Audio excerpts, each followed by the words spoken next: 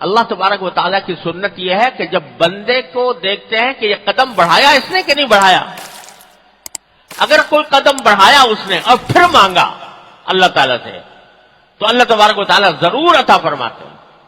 لیکن قدم تو بڑھائے نہیں آدمی، جتنا انسان کی استطاعت میں ہے وہ کام تو کرے نہیں اور مانگے جائے اللہ تعالیٰ سے، یا اللہ تو غیب سے دے دے، غیب سے دے دے.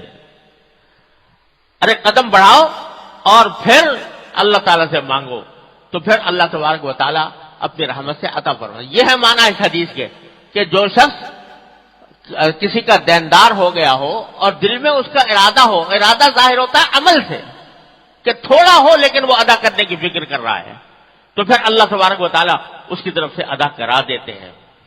لیکن کسی کے دل میں ہو ہی نہ ارادہ تو وہ اس کو تو حدیث میں چور کہا گیا ہے کہ جو آدمی قرض لے اور ادا کرنے کا ارادہ نہ ہو وہ در حقیقت آخرت میں چور بنا کر اٹھایا جائے گا، چور بنا کر اٹھایا جائے گا کہ اس نے ارادہ ہی نہیں کیا ادائیگی کا. جب ارادہ کرتا ہے تو کچھ تھوڑا عمل تو کرے اس ارادے کی طرف.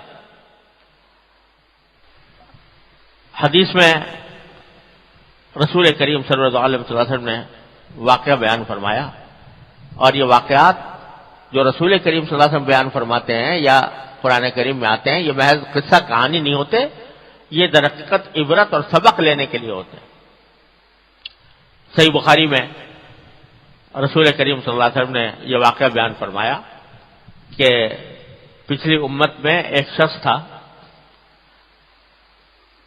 اس کو کچھ ضرورت تھی پیسوں کی، تو وہ کسی کے پاس گیا اور اس سے کہا مجھے 1000 دینار قرض دے دو. 1000 دینار یعنی اشرفیہ سونے کے سکے ہوتے تھے، بڑی رقم تھی. 1000 دینار اس لحاظ اس زمانے کے لحاظ سے تو بھی تھی، آج بھی 1000 دینار کوئی معمولی چیز نہیں ہے. مقصد اس کا یہ تھا کہ 1000 دینار لے کر میں کہیں تجارت کروں اور تجارت سے اپنا روزگار چلاؤں، پھر بعد میں اس کو واپس کر دوں. تو جس سے قرض لینے گیا تھا اس نے کہا بھائی کوئی گواہ لاؤ، کوئی گواہ ہو کہ جو گواہی دے کہ تم نے مجھ سے 1000 دینار قرض لیے ہیں. اس نے کفا باللہ شہیدہ، بھائی میرے پاس گواہ کو نہیں ہے، اللہ کو گواہ بناتا ہوں. اس نے کہا اچھا کوئی ضامن لاؤ کہ جو ضمانت لے کہ تم ادا کرو گے، اگر نہیں ادا کیا تو وہ ادا کرے گا تمہاری طرف سے. تو کہا کفا باللہ وکیلا کفیلا، میرے پاس کوئی ضامن وامن نہیں ہے، اللہ ہی بس ضمانت، اللہ ضامن. اس نے کہا اچھا ٹھیک ہے، میں جب تم نے اللہ کو گواہ بنایا، اللہ کو کفیل بنایا، تو میں بھی کسی اور کفیل کا مطالبہ نہیں کرتا. لو 1000 دینار دے دیے، اور وقت طے ہو گیا کہ فلاں وقت میں فلاں تاریخ کو تم یہ واپس کرو گے اتنے میں.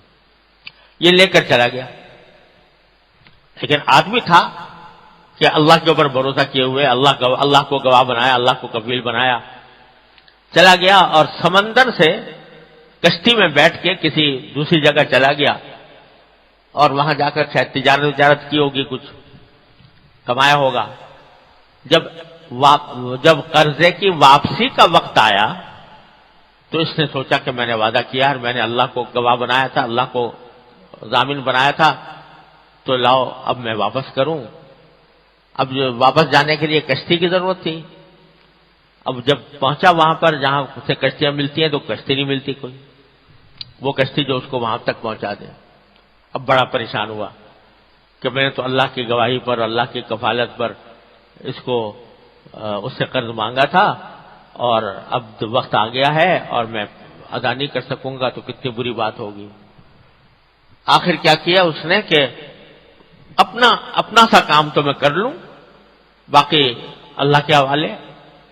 اس نے یہ کیا کہ ایک کھجور کا ایک شتیر لے کر اس کو کھودا اور 1000 دینار کھود کر اس میں رکھ دیے، کسی تھیلی والی میں کر کے رکھے ہوں گے، اور پھر دونوں طرف سے ڈاک لگا دی اس کے کہ کہیں سے وہ نکلنے نہ پائیں. اور یہ شتیر لے جا کر سمندر کے کنارے سمندر کے پاس پہنچا اور جا کر اللہ تعالیٰ سے دعا کی کہ اللہ میں نے فلاں شخص سے قرضہ لیا تھا 1000 دینار، اور اس نے گواہ مانگا تھا، میں نے آپ کو گواہ بنایا، اس نے ضامن مانگا تھا، آپ کو ضامن بنایا. تو اب میرا وقت آ گیا ہے، میں تلاش کر رہا ہوں، کوئی کشتی ملتی نہیں ہے کہ وہاں پر لے جا کر اس کو میں دے سکوں، اب میں یہ آپ کے حوالے کرتا ہوں، یہ شتیر میں اس میں سمندر میں ڈال کر آپ کے حوالے کرتا ہوں، کسی طرح اس تک پہنچا دیجیے۔ تو شتیر اسے ڈال دیا سمندر میں۔ اب جس شخص نے قرض دیا تھا 1000 دینار، وہ کسی وقت ایسے ہی سیر ویر کرتا ہوا سمندر کے کنارے پہنچا تو وہاں دیکھا کہ ایک شتیر بہتا ہوا آ رہا ہے، تو اس نے سوچا کہ یہ لکڑی ہے تو اپنے گھر میں یہ کام آئے گی ایندھن کے طور پر، تو وہ شتیر اس نے اٹھا لیا اور اٹھا کر اپنے گھر لایا۔ اس شتیر کو کھولا، جو سوچا ہوگا کہ اس کو ایندھن کے طور پر استعمال کروں گا، دیکھا تو اس پہ ڈانٹ واٹ لگی ہوئی تھی، اس کو کھولا، اندر سے ہاتھ ڈال کے دیکھا تو اس میں 1000 دینار رکھے ہوئے تھے، وہ اس کو مل گئے۔ ادھر کچھ دن کے بعد اس کو سواری مل گئی، دوسرے جزیرے میں جو تھا مقروض، اس کو سواری مل گئی، وہ سواری میں بیٹھ کر واپس آیا اور آ کر 1000 دینار لے کر اس کے گھر پہنچا اور کہا کہ بھائی میں نے تم سے 1000 دینار لیے تھے، تم نے مجھے بھروسہ کیا اللہ پر، اللہ کی ضمانت پر، تو میں یہ 1000 دینار تو میں وقت پر لا نہیں سکا، اس واسطے کہ وہ کشتی مجھے ملی نہیں تھی، لہذا 1000 دینار یہ میں اب دینے آیا ہوں آپ کو۔ اس نے کہا تمہارا 1000 دینار کا قرضہ تو اللہ نے ادا کر دیا۔ اس نے کیا ہوا کہ اس طرح میں نے شتیر کے اندر سے مجھے 1000 دینار مل گئے ہیں۔ یہ واقعہ بیان فرمایا نبی کریم سرور دو عالم صلی اللہ علیہ وسلم نے۔ کیوں بیان فرمایا؟ ہمیں آپ کو اس طرف متوجہ کرنے کے لیے کہ جب کوئی شخص اخلاص کے ساتھ، خلوص کے ساتھ اللہ تعالیٰ پر بھروسہ کر کے اپنے ذمہ داری کو ادا کرنا چاہتا ہے اور پھر اللہ سے مانگتا ہے تو اللہ تبارک و تعالیٰ اپنے فضل و کرم سے اس کا کام بنا دیتے ہیں، اس کا قرضہ بھی ادا کروا دیتے ہیں، اس کی دینداری بھی پوری کرا دیتے ہیں۔ لیکن شرط کیا ہے کہ اپنا سا کام کر لو، تھوڑا سا کام کر لو جو تمہارے بس میں ہے، اتنا کر گزرو، اس کے بعد مانگو اللہ میاں سے۔ حضرت مولانا رومی رحمۃ اللہ علیہ، اللہ تعالیٰ ان کے درجات بلند فرمائے، فرماتے ہیں کہ حضرت یوسف علیہ السلام کا قصہ بیان کرتے ہو۔ حضرت یوسف علیہ السلام کو جب زلیخا نے گناہ کی دعوت دی تو قرآن کریم میں خود ہے کہ غلقت الابواب، اس نے سارے دروازوں پر تالے ڈال دیے تھے کہ کہیں یوسف علیہ السلام باہر نہ نکل سکے، اور دعوت دی گناہ کی۔ حضرت یوسف علیہ السلام آنکھوں سے دیکھ رہے تھے کہ دروازوں پر تالے پڑے ہوئے ہیں، لیکن جب اس نے گناہ کی دعوت دی تو بھاگے دروازے کی طرف، استبق الباب، دروازے کی طرف بھاگے، حالانکہ پتا ہے کہ دروازے میں تالے پڑے ہوئے ہیں، لیکن بھاگے کہ میرے بس میں اتنا ہے کہ میں یہاں سے بھاگ کے دروازے تک پہنچ جاؤں۔ دروازے کھولنا کسی اور کا کام ہے، تو اپنی طرف سے جو کوشش تھی وہ کر لی، اور کر کے پھر دروازہ کے پاس جا کے اللہ تعالیٰ سے مانگا۔ تو جب وہاں پہنچے تو اللہ تعالیٰ، انہوں نے اپنے حصے کا کام کر لیا تو اللہ نے اپنے حصے کا کام کر لیا کہ دروازے کے تالے توڑ دیے۔ تو مولانا رومی رحمۃ اللہ علیہ فرماتے ہیں کہ گرچہ رکھنا نیست عالم را پدید، گرچہ رکھنا نیست عالم را پدید، خیرہ یوسف وار میں باید دوید، کہ اس دنیا میں بھی تمہیں اگرچہ کہیں رکھنا نظر نہیں آ رہا گناہوں سے بچنے کا، لیکن اسی طرح دوڑو جیسے کہ یوسف علیہ السلام دوڑے تھے، جتنا دوڑ سکتے ہو اتنا دوڑ لو۔ تو اللہ تبارک و تعالیٰ کی سنت یہ ہے، بندہ جب قدم بڑھاتا ہے، بڑھا کر مانگتا ہے، اپنے حصے کا کام کر کے مانگتا ہے، تو وہ مولا نا امید نہیں کرتا، وہ مایوس نہیں کرتا۔ میں نے اپنے والد ماجد قدس اللہ تعالیٰ سرہ سے کئی مرتبہ یہ واقعہ سنا۔ یہ جس وقت انگریزوں کا قبضہ ہوا ہندوستان کے اوپر اور 1857 کی جہاد آزادی لڑی گئی، تو اس میں مسلمانوں کو شکست ہوئی اور انگریزوں نے بڑے زبردست مظالم اٹھائے. تو اس میں ایک بزرگ تھے، وہ ان کے بارے میں یہ اندیشہ تھا کہ وہ اگر باہر نکلیں گے تو ان کے پھانسی کے تختے ہر جگہ لگے ہوئے تھے، تو ان کو پھانسی دے دی جائے گی. تو وہ بیچارے ایک گھر کے اندر روپوش تھے، گھر میں روپوش تھے، کیونکہ باہر نکلے تو پھانسی. تو وہاں روپوش تھے اور کوئی دیکھ بھال کرنے والا بھی نہیں، کھانے پینے کا بھی کوئی انتظام نہیں. تو اسی میں فاقے ہو گئے، یہاں تک کہ پیاس کی شدت میں برا حال اور پانی کا ایک قطرہ بھی موجود نہیں. یہاں تک کہ یہ نوبت آ گئی کہ حرکت کرنا مشکل ہو گیا پیاس کی وجہ سے. تو یہ بظاہر ایسا لگ رہا تھا کہ بس اب آخری وقت ہے، موت آ جائے گی. لیکن انہوں نے یہ کام کیا کہ ویسے تو اٹھ کر چلنے کی تاب نہیں تھی، طاقت نہیں تھی کمزوری کی وجہ سے. انہوں نے اتنا کام کیا کہ پیالہ ایک قریب تھا وہ ہاتھ میں لیا اور پیالے کو ذرا سا کھسکا کر تھوڑا تھوڑا آگے بڑھا کر صحن تک لے آئے. اور جب صحن تک لے آئے تو اللہ تعالی سے دعا کی، یا اللہ میرے بس میں اتنا تھا کہ میں یہ پیالہ اٹھا کر کھسکا کر کس کو صحن تک لے آؤں، باقی اس پیالے کو پانی سے بھرنا یہ آپ کا کام. یہ دعا کرتے ہیں. اللہ تعالیٰ کا کرنا ایسا ہوا، تھوڑی دیر کے بعد بادل آئے، بارش برسی، پیالہ بھر گیا اور اللہ تعالیٰ نے پیاس سے نجات عطا فرما دی.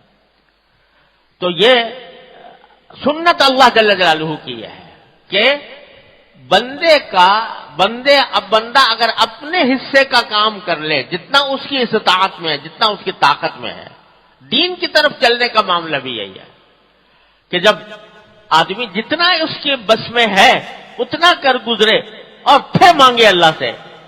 الذین جاہدوا فینا لنہدینہم سبلنا، جو ہمارے راستے میں کوشش کرتے ہیں ہم ضرور بالضرور ان کو اپنے راستوں کی ہدایت ضرور دیں گے. اللہ تعالیٰ فرماتے ہیں اپنے راستوں کی ہدایت کیا دیں گے. حضرت نے ترجمہ فرمایا کہ جو لوگ ہمارے راستے میں جنہوں نے کوشش کی، ہم ضرور بالضرور ان کو اٹھا کر اپنے راستوں پر لے جائیں گے، اٹھا کر لے جائیں گے. لَنَهْدِيَنَّهُمْ سُبُلَنَا. تو اللہ تبارک و تعالیٰ کی سنت یہ ہے، اپنی طرف سے کوشش میں کوتاہی نہ ہو، پھر اللہ تبارک و تعالیٰ سے مانگے. تو یہ اللہ تبارک و تعالیٰ کی سنت ہے کہ ادا بنا. تو جو آدمی قرض مقروض بنا، دل میں نیت پوری ہے کہ میں ادا کروں گا، اور جتنا ادا کر سکتا ہے اس کا تھوڑا تھوڑا انتظام بھی کرنا شروع کر دیا، تو اللہ تبارک و تعالیٰ اس کو انشاءاللہ محروم نے. رسول کریم صلی اللہ علیہ وسلم فرمایا کہ اللہ تعالیٰ اس کی طرف سے اس کو اس کے ارادے میں اس کو کامیاب فرمائیں. بعض روایتوں میں تو اس میں یہ بھی آیا ہے کہ دنیا ہی میں کامیاب فرماتے، اور بعض روایتوں میں مطلق ہے کہ بہرحال یہاں ادائیگی ہوگی، اور اگر فرض کرو نہ ہو سکی تو اللہ تعالیٰ آخرت میں اس کی معافی کا انتظام فرما دیں گے. اگر یہ نہ ہو، اپنی طرف سے کوشش نہ ہو، تو پھر حدیث میں یہ ہے کہ مومن کی جان جو ہے وہ معلق رہتی ہے، لٹکی رہتی ہے، جب تک کہ اس کا دین ادا نہیں ہوتا اس وقت تک اس کی جان لٹکی ہوئی ہوتی ہے کہ جہنم میں جائے گی کہ جنت میں جائے گی.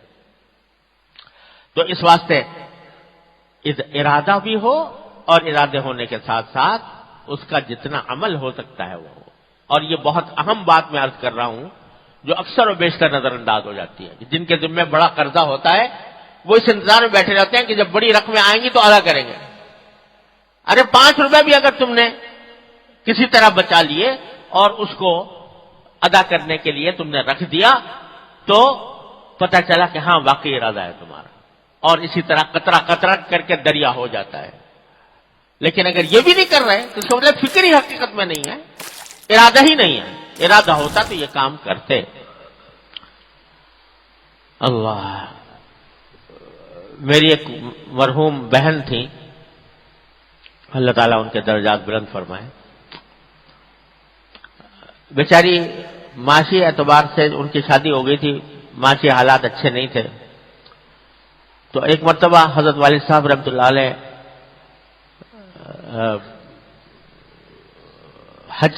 حج کے لیے گئے تھے، حج سے واپس آئے تو میری ہمشیرہ نے حضرت والد صاحب رحمۃ اللہ علیہ سے عرض کیا کہ ابا جی دعا فرما دیجئے کہ اللہ تعالیٰ مجھے بھی حج کرا دے، مجھے بھی حج کی توفیق دے دے۔ تو حضرت والد صاحب نے فرمایا کہ یہ دعا تو تم کرا رہی ہو، تمہارا دل چاہتا ہے حج کرنے کا؟ کہ جی بہت دل چاہتا ہے۔ کہ ارادہ ہے؟ کہ جی ہاں بہت ارادہ ہے، اللہ تعالیٰ سے آپ پیدا فرما دے تو ضرور کروں گی۔ کہا نہیں، تمہارا ارادہ نہیں ہے، تمہاری خواہش نہیں ہے۔ نہیں ابا جی میں تو اتنی خواہش ہے، میں تو اتنا کرتی ہوں، دعا بھی مانگتی ہوں۔ کہا کہ کوئی تم نے پیسہ جمع کرنے کی کوشش کی اس کے لیے، حج کے لیے؟ کہ ابا جی وہ تو بچتا ہی نہیں ہے کچھ، تو کہاں سے رکھ؟ کہا ایک پیسہ نہیں بچا سکتی، ایک پیسہ ایک آنا نہیں بچا سکتی کہ حج کے لیے بچا سکو؟ کہا ایک تو بچا سکتے، ایک آنے میں کہاں حج ہوگا؟ کہا کہ جمع تو کرو، ایک تھیلی بناؤ اور اس کے اندر جتنا بچا سکتی ہو، ایک پیسہ ایک آنا، 1 روپیہ وہ اس میں ڈالتے رہو۔ جب یہ کرو گی تو پتہ چلے گا کہ واقعی ارادہ ہے اور واقعی کرنا چاہتی ہو، خواہش ہے۔ لیکن اگر کام تو کچھ کیا نہیں اور زبان سے کہہ رہی ہو کہ دل چاہتا ہے، ارادہ ہے، تو یہ زبانی جمع خرچ کا کچھ بھروسہ نہیں ہے، کچھ کام کر کے دکھاؤ۔ بس یہ بات ان کو دل کو لگ گئی۔ تو مجھے یاد ہے کہ وہ بیچاری جمع کرتی رہتی تھی، تھوڑی بہت آمدنی معمولی تھی، انتقال ہو گیا نوجوانی میں، 34 سال عمر تھی، اس میں انتقال ہو گیا۔ تو جب ان کا سامان وامان دیکھا گیا تو ایک تھیلی اس سامان میں ملی، اس میں لکھا ہوا تھا کہ یہ حج کے پیسے، حج کے لیے پیسے۔ اس کو کھولا تو اس میں 65 روپے تھے، 65 روپے اس میں جمع ہوئے تھے۔ یہ تھیلی حضرت والد صاحب نے دیکھی تو حضرت والد صاحب کی آنکھوں میں آنسو آ گئے اور فرمانے لگے کہ میں نے اس طرح مجھ سے کہا تھا اور میں نے ایسے اللہ کی بندے نے اس طرح پتہ نہیں کن کن حالات میں بچا بچا کر 65 روپے جمع کیے ہیں، لیکن مجھے اللہ تعالیٰ کی رحمت سے امید ہے کہ اللہ تعالیٰ اس کا حج قبول فرمائے۔ پھر اگلے سال حضرت والد صاحب رحمۃ اللہ علیہ حج کے لیے تشریف لے گئے، تو وہاں میدان عرفات میں اپنے خیمے میں تشریف فرما تھے، تو انہوں نے دیکھا کہ جبل رحمت پر چڑھی جا رہی ہیں، ایسا لگا کہ وہ جبل رحمت کے اوپر چڑھ رہی ہیں۔ اللہ تبارک و تعالیٰ نے پتہ نہیں کیا درجہ اس کا عطا فرمایا کہ اس حج کو اللہ تعالیٰ نے قبول فرما لیا۔ تو یہ بڑی عجیب، یہ بڑی اہم بات ہے جو اکثر و بیشتر نظر انداز ہو جاتی ہے کہ کسی بات کا ارادہ تو کر لیا، خواہش بھی ہے، لیکن اس کی طرف قدم کوئی نہیں بڑھایا، کوئی قدم اس کی طرف نہیں بڑھا، کوئی کام اس سمت میں نہیں کیا، تو اس کے نتیجے میں وہ خواہش جو ہے نہ ہونے کے برابر ہے، وہ خواہش گویا نہیں ہے۔ قدم اگر آدمی کے اندر خواہش ہو تو پھر اس کی طرف قدم بھی بڑھاتا ہے۔ تو نبی کریم صلی اللہ علیہ وسلم نے فرمایا کہ جو شخص کوئی اس کے ذمہ دین ہو جائے تو اس کو ادا کرنے کی نیت ہو اس کے دل میں، اور نیت اسی وقت معتبر ہوتی ہے جب اس کے ساتھ کوئی عمل بھی ہو، تو پھر اللہ تبارک و تعالیٰ اپنے فضل و کرم سے اس کا دین ادا کروا دیتے ہیں۔ یہ وعدہ فرمایا نبی کریم صلی اللہ علیہ وسلم نے ایک حدیث کے اندر، دین ادا کروا دیں گے، دنیا میں ہو یا آخرت میں معافی ہو گئی وہ بھی ہو سکتا ہے، لیکن اکثر و بیشتر تو ایسا ہوتا ہے کہ دنیا ہی کے اندر ادا کرا دیتے ہیں۔ لیکن اصل بات کیا ہوتی ہے کہ فکر نہیں، میرے ذمے کیا، مجھ سے کیا مطالبہ ہے، مجھ سے میری کیا ذمہ داری ہے، اس کا احساس نہیں، اور اس کے نتیجے میں لوگ جو ہے پریشانی ہوتے رہتے ہیں۔ مقروض ہیں جی، مقروض ہیں، مقروض ہے، کوئی دعا بتا دو، کوئی وظیفہ بتا دو، تو دعائیں وظیفے بھی ہیں کہ آدمی کوئی اگر مقروض ہے تو یا باسطو 72 مرتبہ پڑھ کے دعا کرے اللہ تبارک و تعالیٰ سے، یا وہابو پڑھ کر دعا کرے، اللہ تعالیٰ عام طور سے ادا کرے۔ لیکن یہ سب اس وقت ہے جبکہ اپنی سی کوشش جو انسان کے بس میں ہے وہ کر گزرے، تبھی اللہ تبارک و تعالیٰ کی طرف سے مدد آتی ہے۔ دوسرا یہ فرمایا کہ اگر قرض دینے والا تم کو کچھ کہے سنے تو صبر کرو، یعنی جس نے قرض دیا تھا اس کی ادائیگی میں کچھ دیر ہو گئی، وہ اگر کبھی تمہیں کوئی سخت کلامی سے کام لے تو اس کو سمجھو کہ بھئی اس کا حق تھا اور اس کے اوپر صبر کرو۔ قربان جائیے نبی کریم صلی اللہ علیہ وسلم کے کہ ہر ایک کو اس کے مناسب حکم بتاتے ہیں۔ جو قرض دینے والا ہے اس کو تو تعلیم یہ دی گئی ہے کہ بھائی تم نرمی کا معاملہ کرو، سختی نہ کرو، لیکن جو قرض لیے ہوئے بیٹھا ہے اس کو یہ کہا گیا کہ اگر کوئی سختی کا بھی معاملہ کرے تو اس کو اوپر صبر کرو، یہ نہ کہو کہ اس نے میرے ساتھ زیادتی کی۔ اور خود رسول کریم صلی اللہ علیہ وسلم نے اپنی سنت میں سبھی چیزیں چھوڑی ہیں۔ ایک مرتبہ کسی کا دین تھا نبی کریم صلی اللہ علیہ وسلم کے ذمے، وہ آیا، آ کے اس نے ذرا ترش لہجے میں، سخت لہجے میں رسول کریم صلی اللہ علیہ وسلم بات کی اور یہ کہا کہ چھوڑوں گا نہیں آپ کو تنگ کرتا رہوں گا، چھوڑوں گا نہیں، مجھے ادائیگی کرو۔ حالانکہ رسول کریم صلی اللہ علیہ وسلم نے کب یہ کہا کہ میں نہیں ادائیگی کروں گا، لیکن وہ آ کے اس طرح کہ مجھے ہر حال میں وصول کروں گا، چھوڑوں گا نہیں۔ صحابہ کرام کے مجمع میں ایک آدمی آ کر، ایک عربی دیہاتی آ کر وہ رسول کریم صلی اللہ علیہ وسلم سے اس طرح سخت کلامی کا مظاہرہ کر رہا ہے۔ صحابہ کرام کو بڑا تیش آیا کہ یہ رسول کریم، تو انہوں نے کہا کہ جانتے ہو تم کس سے بات کر رہے ہو، کس سے بات کرتے ہو؟ تو رسول کریم صلی اللہ علیہ وسلم نے فرمایا کہ اللہ کے بندو، صحابہ کرام سے خطاب کر کے فرمایا اللہ کے بندو تمہیں چاہیے تھا کہ اس صاحب حق کی حمایت کرتے، حق تو اس کا تھا، مجھے ادا کرنا ہے تو اس کی حمایت کرتے، اور تم الٹا اس کے اوپر کر رہا ہو۔ اس کو حق حاصل ہے، ان لصاحب الحق مقالا، جو صاحب حق ہوتا ہے اس کو کچھ کہنے کا بھی حق ہوتا ہے۔ تو صحابہ کرام کو الٹا سمجھایا کہ آپ کو اس کے اوپر برا نہیں ماننا چاہیے کیونکہ یہ صاحب حق ہے۔ اور پھر آپ نے فرمایا کہ بھائی تم صحیح کہتے ہو، میں ابھی اتفاق سے اس وقت رسول کریم صلی اللہ علیہ وسلم کے پاس خود انتظام نہیں تھا اس کے دین کو ادا کرنے کا، تو آپ نے ایک اور خاتون کے پاس پیغام بھیجا اور ان سے کہا کہ آپ کے پاس اگر کچھ کھجوریں ہوں تو اتنی کھجوریں بھیج دو، میں اس کے ذریعے اس کا دین چکا دوں، پھر انشاءاللہ عنقریب میں آپ کو اس کی ادائیگی کر دوں گا۔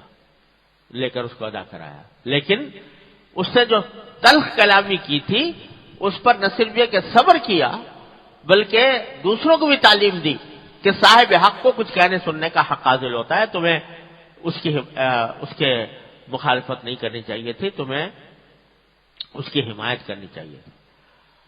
یہ ہے تعلیم جو رسول کریم، یہ جملہ جو حضرت والے نے پھر دوبارہ پڑھ لیتا ہوں، فرمایا کہ حتی الامکان کسی کے قرضدار مت بنو، اور اگر بضرورت قرضدار ہونا پڑے تو ادا کی فکر رکھو، بے پرواہ مت بن جاؤ، اور اگر قرض دینے والا تم کو کچھ کہے سنے تو صبر کرو، کیونکہ اس کو کہنے کا حق حاصل ہے۔ یہی ساری جو چند جملے جو حضور نے فرمائے، یہ سارے احادیث جو میں نے آپ کو سنائی، ان سے یہی باتیں ساری مستنبط ہوتی ہیں۔ اللہ تبارک و تعالیٰ اپنے فضل و کرم سے، اپنے رحمت سے ہمیں اس کی صحیح فہم بھی عطا فرمائے، عمل کی توفیق بھی عطا فرمائے، اور اصل بات یہ ہے کہ قدم بڑھا کر مانگو اللہ تعالیٰ سے، ہر معاملے میں جو بھی ہو، قدم بڑھا کر جتنا ہو سکتا ہو، جتنا اپنے بس میں ہو، وہ کر کے پھر مانگتے رہو اللہ تعالیٰ سے۔ اپنے حصے کا کام جتنا کر سکتے ہو کرو، اور پھر اللہ سے مانگو۔ یہ نسخہ اکسیر ہے اصلاح کے لیے بھی۔ اللہ تبارک و تعالیٰ اپنے رحمت سے ہم سب کو عمل کی توفیق عطا فرمائے۔ اللهم صل على سيدنا مولانا محمد وعلى ال سيدنا محمد كما صليت على ابراهيم وعلى ال ابراهيم انك حميد مجيد۔ ربنا ظلمنا انفسنا وان لم تغفر لنا وترحمنا لنكونن من الخاسرين۔ ربنا آتنا في الدنيا حسنة وفي الآخرة حسنة وقنا عذاب النار۔ ربنا اغفر لنا ذنوبنا وإسرافنا في أمرنا وثبت أقدامنا وانصرنا على القوم الكافرين۔ ربنا هب لنا من أزواجنا وذرياتنا قرة أعين واجعلنا للمتقين إماما۔ یا ارحم الراحمین، اپنے فضل و کرم، اپنے رحمت سے ہمارے تمام گناہوں کو معاف فرما۔ یا اللہ ہمارے تمام چھوٹے بڑے، اگلے پچھلے، خفیہ علانیہ، ہر طرح کے گناہوں کو اپنے فضل و کرم سے معاف فرما۔ یا اللہ ہمارے اعمال و اخلاق کی اصلاح فرما۔ یا اللہ ہمیں سیدھے راستے پر چلنے کی توفیق عطا فرما۔ یا اللہ دین کی صحیح سمجھ عطا فرما، اس پر عمل کی توفیق عطا فرما، اس پر استقامت عطا فرما۔ یا اللہ تمام حاضرین اور حاضرات کو ان کے تمام جائز مقاصد میں اپنے فضل و کرم سے کامیابی عطا فرما۔ یا اللہ ہم میں جو لوگ بیمار ہیں انہیں شفا کامل و عاجل عطا فرما۔ یا اللہ جو تنگ دست ہیں ان کی تنگ دستی کو دور فرما، جو مقروض ہیں ان کے قرضوں کی آسانی کے ساتھ یا اللہ ادائیگی کا انتظام فرما۔ یا اللہ ہر طرح کے شر سے، فتنے سے، معصیتوں سے، منکرات سے ہمارے گھر والوں، متعلقین، احباب سب کی حفاظت فرما۔ یا اللہ پاکستان کی حفاظت فرما، ہمارے ملک میں امن و امان قائم فرما، یہاں سے بے دینی کو دور فرما دے۔ یا اللہ یہاں سے دہشت گردی کو، بد امنی کو دور فرما دے۔ یا اللہ اپنے رحمت سے، اپنے فضل و کرم سے یہاں پر عریانی اور فحاشی کو دور فرما دے۔ یا اللہ اپنے رحمت سے صحیح معنی میں اسلامی مملکت بنانے کی توفیق عطا فرما۔ اللهم انا نسألك من خير ما سألك منه عبدك ونبيك سيدنا محمد صلى الله عليه وسلم، ونعوذ بك من شر ما استعاذك منه عبدك ونبيك۔